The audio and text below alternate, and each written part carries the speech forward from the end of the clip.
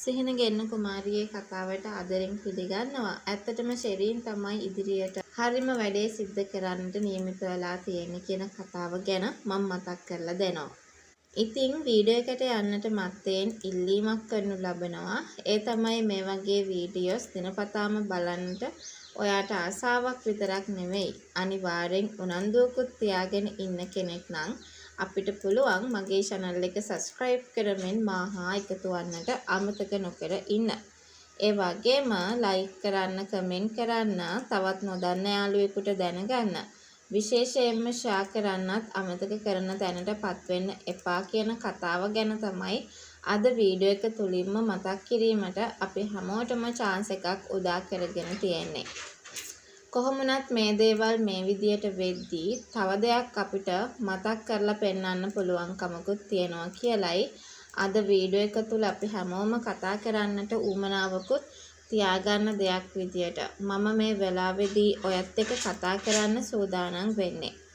ඉතින් දැන් ඉස්සරහට යනකොට අපි තව දෙයක් මේ වෙලාවේදී කතා කරන්නට උවමනාවක් ආදගත යුතුයි කියන කතාව ගැන තමයි අද වීඩියෝ එක තුල අපි හැමෝම මතක් කරන්නටත් උවමනාවක් තියාගෙන ඉන්නේ කියන කතාව අද වීඩියෝ එක හරහා අපිට මතක් කරන්න පුළුවන් කමකුත් තියෙනවා. ඔයා දන්නවද මේ ගැන මම මෙහෙම කියන්නම්.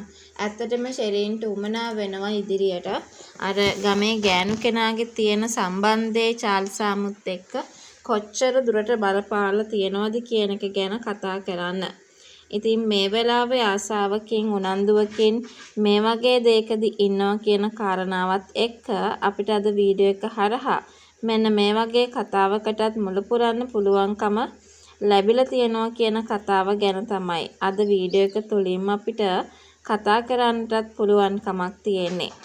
ඉතින් වීඩියෝ එකට යන්න කලින් මම ඔයාලට කියනවා මගේ channel එක subscribe කරමින්, like කරමින්, comment කරමින් මට උදව් වෙන්න කියලා. ඉතින් කොහොම වුණත් ඔයා තව දෙයක් දැනගෙන ඉන්න ඕනේ. ෂෙරීන් මෙතනදී හැමෝම කැඳවල මූන්ට මහනවා. හරි.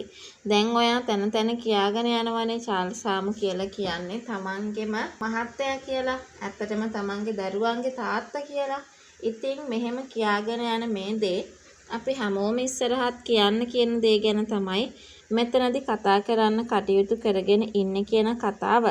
මට අද වීඩියෝ එක හරහා තදටම මතක් කරලා දෙන්නට කටයුතු කරගෙන ඉන්නවා කියන දේ ගැන තමයි අද වීඩියෝ එක තුලින්ම අපි හැමෝටම සිහිපත් කරන්නට පුළුවන් කමකුත් ඇති කරගෙන තියෙන්නේ කියන කතාව. මම මේ වෙලාවේ තවදුරටත් ඔයාට මතක් කරලා දෙන්න කටයුතු යොදා ගන්නවා. කොහොම වුණත් මේ ගෑනු කෙනාට මෙතනදී කට උත්තර නැති වෙලා කවුරුවත් ඇහුව පළියට මේ දේවල් වලට උත්තර දෙන්න Taman කැමති නැහැ කියලා කියන්නට ඉඩ කඩකුත් තියේවි.